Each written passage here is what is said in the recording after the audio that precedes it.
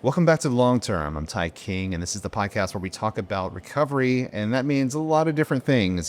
We're still at the Pathways to Innovation, convention here, and learning recovery covers such a huge amount of things. I think just as humans, like there has to be something along your life that you have that you need recovery from. You need to do some sort of healing from, and it's amazing to see so many organizations and programs and services that are here.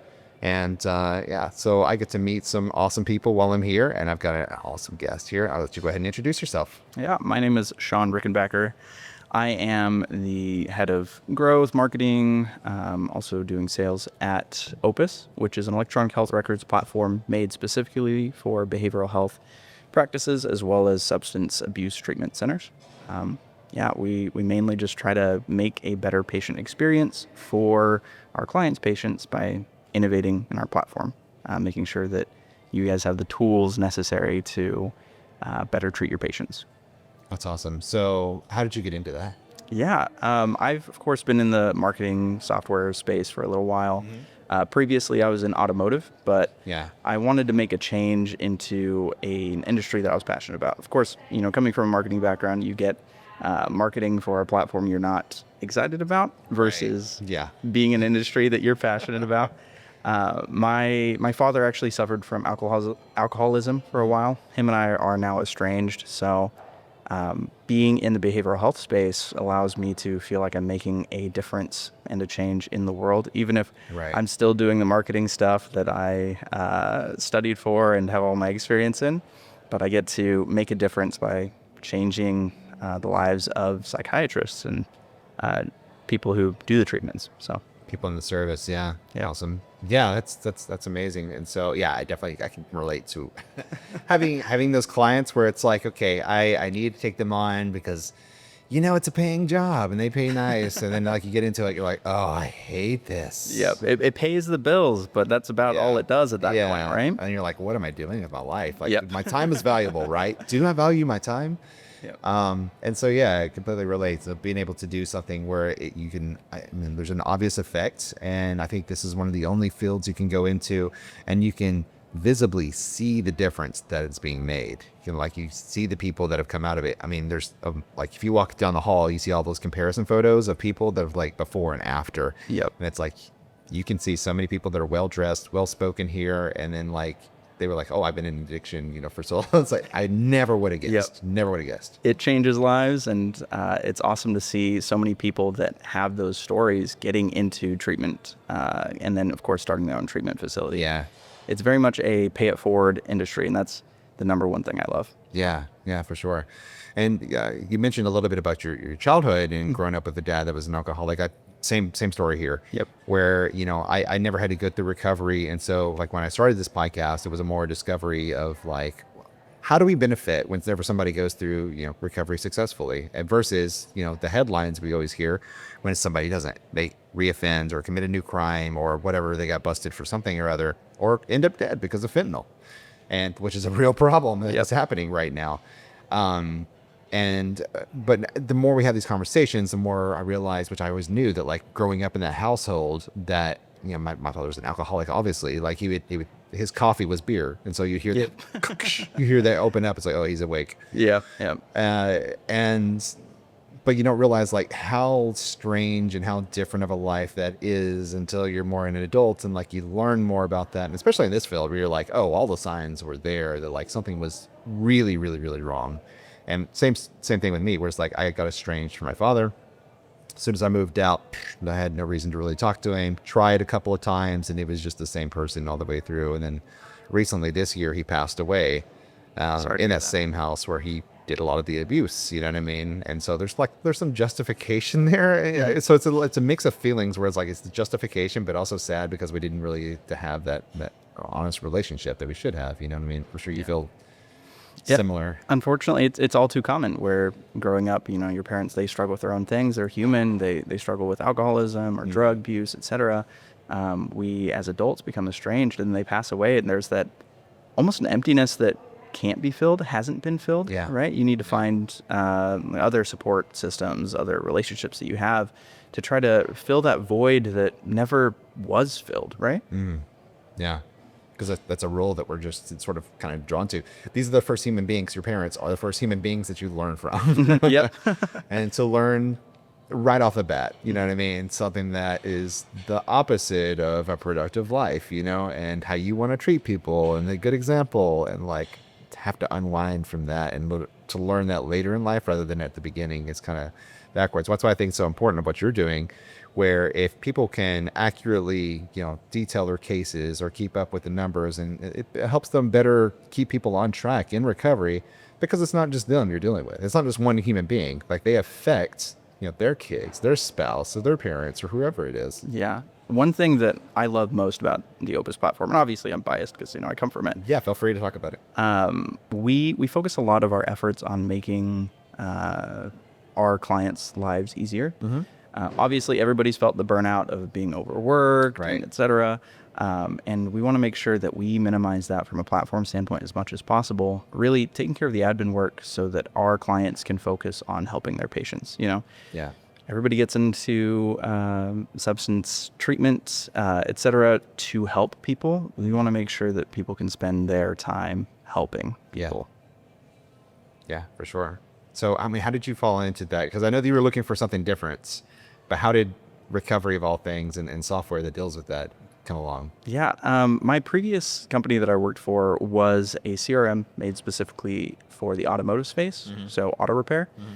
And I was interviewing at a few different companies, and none of them felt like a quite the perfect fit. And then I got called in to chat with the people at Opus, and it's instead of auto repair, it's, you know, people repair. Yes. It's an electronic health records platform. Yeah. It's also CRM, et cetera, for helping people. And I was like, I don't really care about cars. You know, I can change my oil, but I really love helping people help people. Yeah. So for me, obviously we are still in the startup phase. A lot of people are wearing a lot of hats, like working crazy hours, like working really hard, doing a lot of different things. But I just love being here because I feel like I get to pay it forward in my own way. Exactly. For me, I've got a young daughter, and she's just over a year old. And I think back to like the struggles my parents went through, and I'm just trying to be better for her. Yeah. And for me, like making choices in my life on a day-to-day basis, avoiding, you know, problematic things, and really trying to make sure that she's got a better foundation than I had is huge. And being able, like we discussed before, being able to be in an industry that I care about has really helped my mental health, oddly enough, as opposed to working in an industry that I didn't have strong ties to. Yeah, it's funny. We were just talking about that before we started rolling here, about how you carry over skills from one job to another. And that's a great way of putting it. You were like, I knew how to take care of cars. Yeah. This is just taking care of people. Yeah. And it's, I don't know, it feels like, yes, it's like money is nice and we have to have that, right? And so you have to have a job and you have to do all those things. But when you're working in a space like this, you're right, you rest easier at night, you know what I mean?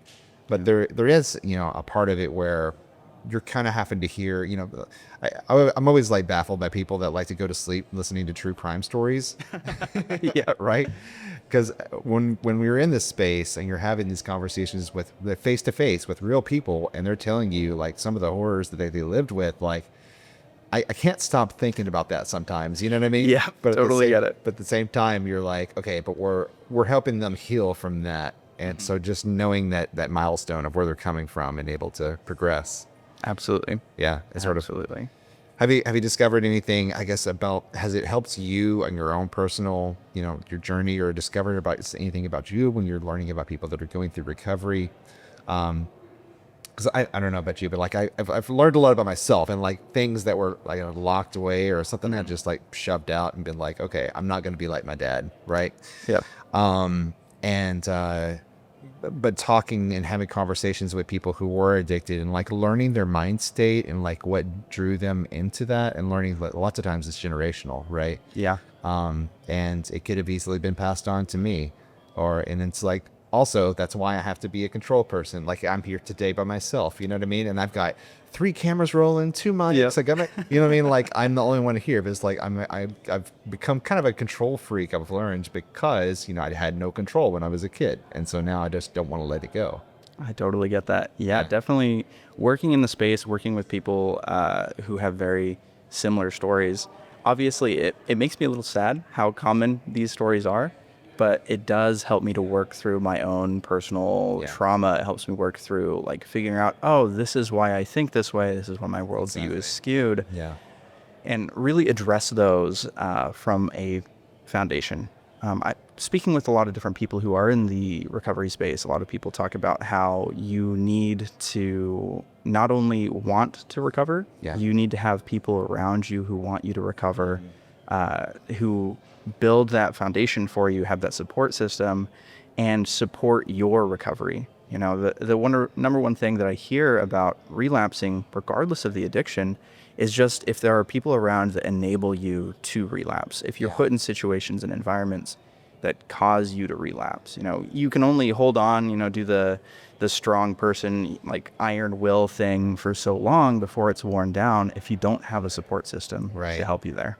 No, you're absolutely right. Having, the support system is kind of underrated. Yep. When it comes to or coming out of, either substance abuse issues or reentry or any of that type of thing. I mean, there's a reason why there's a support group out there for everything. But when you find that tight knit actual community where everybody's sort of striving for the same goal and pushing each other and keeping each other propped up, whenever you fall, you know that you'll be caught by, somebody else's hands, and you can do the same for someone else. Like, it makes a huge difference. Absolutely. In the recovery journey. I think we as a society, specifically Western society, has this idea about individualism, like I need to be able to pull myself up from my bootstraps and make things work and just do it on my own. I'm a self-made man. I don't need anybody. Yep. I'm strong, I'm independent, etc. But it's more about like surrounding yourself with like-minded individuals, surrounding yourself with, like you said, a community that helps you to be the best version of yourself. Yeah, completely agree with that. That's awesome. So I guess you guys, I know before we started rolling, you were telling me that you started a podcast recently. Too. Tell me about it. We have the Brainwaves by Opus podcast. It's very small at this point. Mainly, we've gotten a few industry leaders to come on and tell us about their stories. People like Chris Wolfington at FinPay or Steve Denai at Growth Sherpa, just telling us about in a lot of situations, their recovery or their child, their journey through recovery, and really them showing why they're in the industry. Obviously my father was an alcoholic, but I think a lot of people have much more strong ties to the industry than I have. And they've got these stories which are so inspirational, and they started these companies to make those changes. I'm just happy to be a part of it at this point. Right. Yeah. I mean, when you're having people on, to talk about, their own recovery journeys and like why it is that they are in the service that they're in, like it's a sort of vulnerability that we don't really, I don't know, I guess isn't like fully invited by society either. That same thing, whereas it's like, I do this on my own, I don't need anybody else. But it's also, I show the best part of myself to the people all the time. I don't have any weaknesses. My life is wonderful. These are my vacation photos on social media. This is my life full time. It's the social media syndrome, right? You show the surface level. These are all the great things. You get the highlight reel, but you don't get the real part of it, right? Yeah. So for getting people that are willing to share that and they're in their positions that they're in, that's incredible that you've been able to do that. And you yourself, I mean, like you came over, you asked questions this morning, and I was like, I've got to have him on. And you were like, you were willing to come on and talk about your story. So I appreciate that. Yeah, of course. Always happy to talk. So yeah, it comes from, I don't know, but it takes a certain amount of security, you know what I mean, to be able to do that. Yeah, absolutely. How has this conference been for you? I mean, it's been great. We're just an attendee here, so I've just been looking for channel partnerships. Obviously, people to star in our podcast. But yeah, it's been good. Met a lot of great people, a lot of inspiring people. So this has been really different for me. I go to a lot of recovery conventions and conferences out there, and they're usually, I would say the majority of the attendees are people who are like currently in recovery, but not in this capacity. You know, there are a lot of people that are here that are in recovery, but you would never know it. Like they were dressed so nice and they speak great. Yep. And speak great. I'm a good podcaster. Speak well. Me speak good. Let me speak good. We're good words. But they, you would never know their story unless you just completely asked them. I mean, like some of them are tatted up and like they're not afraid to show their shoulder tattoos and stuff on the outside.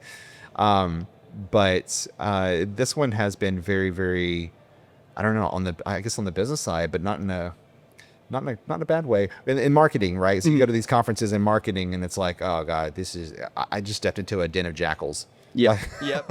Everybody's trying to eat everybody else alive, and like everybody's competing for the same person as a client or customer. And here it's like everybody's been so collaborative in providing these resources and services that these everything from recovery houses to people that just provide programs or services for people that are in recovery. It's like, okay, well, this is what worked for me. Here's the data on that. Oh, and also here's the software, how I collected that data. And also here is how you get insurance for your guys. And over here, this is how you keep up with your medical and health records. And it's like, okay, well, that's awesome that there's such a system here and everybody's willing to work together. Oh, yeah. It's funny that you should say that, Ty. This is in the Venn diagram of conferences. This is also probably an edge case for a conference that I'd go to. Where we, for some reason, overlapped here. I'm glad I came to this conference, could talk with you about the podcast. But for the whole marketing thing, I totally get where you're coming from, where it feels like where there's a bunch of sharks in the room, and they have some bigwig guys speaking from Shark Tank, etc. And it almost feels like there's that a tenseness in the air just because there's so much competition. But I agree with you here. A lot of people are very collaborative. And that's one thing I've noted speaking with a lot of people in the industry is that people here not only want to help people, as in their patients, especially people that come across the country to speak with each other, they want to help other people help people, right? Exactly. We're in the business of helping people. And if that's helping people help people, then great. Exactly. So is this what you foresee yourself doing in the future? Like staying with this in this area? Yeah. I'd like to be in the behavioral health space for a while. Yeah. I mean, a lot of people who work where I work at Opus have worked there since the beginning. We've been around since like 2015. Yeah. And I guess to put more context, Opus was just started as an in-house thing where a treatment facility wanted to, rather than go with a platform that could do it, create a platform themselves. And so my boss, Umberto, he was hired on to create that platform. He hired a team. Slowly over time, they realized, hey, this is a good platform that helps our substance use treatment facilities. I want to expand just because somebody saw our platform. They're like, are you guys selling this? And we're like, we could. So sure we are. Yeah. There we are. Yeah. Yep. And that's where it's come from. And the real thing with this platform is just people who have been here are here for a while. There's a lot of turnover in SaaS companies. Just somebody trying to find the next biggest bidder to hop over to. But here I could see myself being at Opus for a while because we are so mission driven. And for me, as we've mentioned before, that's super important to work in an industry you love for a company that's got a mission you believe in. Exactly right. And I think the fact that there's so many, companies here that serve the services of recovery, that it shows that recovery is its own industry and that it's going strong enough to where companies feel comfortable niching down that much to where they're like, we are for these types of people that are serving people. Absolutely. Yeah, that's awesome.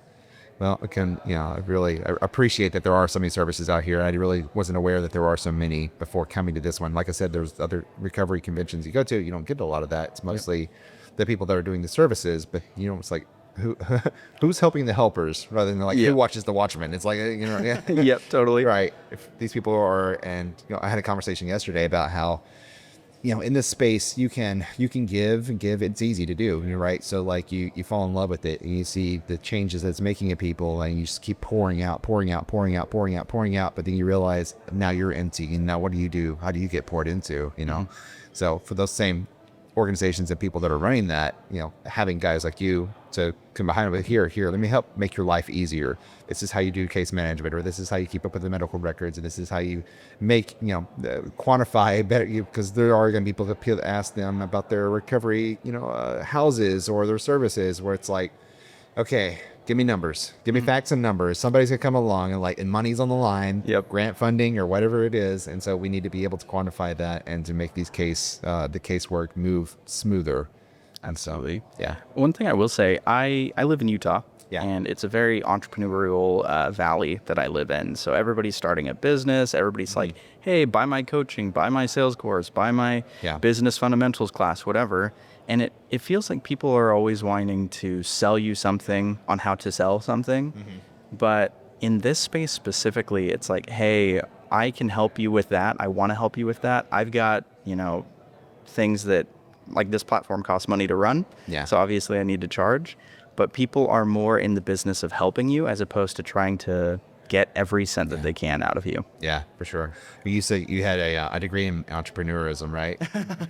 Yeah, I have a degree in marketing, but I considered entrepreneurism, but that's the degree of, being self-employed, and I'd hire myself without the degree. So what do I need that degree for, right? Before I started my first company, that's what I went through, was like these entrepreneurship classes, and Who Built the Ice House was one of the programs I went through. Anyways, it was talking about how, there's you ever read of any Michael Gerber's books, The E-Myth? I haven't. He said there's an E-Myth. Okay, so the E-Myth is that people believe that whenever you start a company that you are an entrepreneur. He said, but really that's just an entrepreneurial thought that you had. Doesn't mean that you're an entrepreneur. You had a good idea. Doesn't mean that you're the right person to drive that. And in Ice House, they teach you that you can't have your core goal as money, right? You have to be... There has to be a problem that you're solving. You have to have an innovative solution, and then the money will come because of that. And that's what I kind of find, like, this is the perfect blending of all of that, where it's like, these are good ideas by the right people. A lot of these people have lived experiences, or like yourself. I mean, you've got software experience, you knew what you were doing, but now you're applying it to somewhere where you can see the good that's being done from it. I don't know. It's just a really great place to be in. Yeah. Yeah. It's been good to be here, and it's been good to meet great people like yourself, Ty. Awesome. I appreciate that. So if somebody wanted to find out more about Opus, where do they go? Yeah, we've got a website. It's opusehr.com. You can check us out there. If you want to talk, or if you want to listen to our podcast, we're Brainwaves by Opus on Spotify, Apple, and YouTube.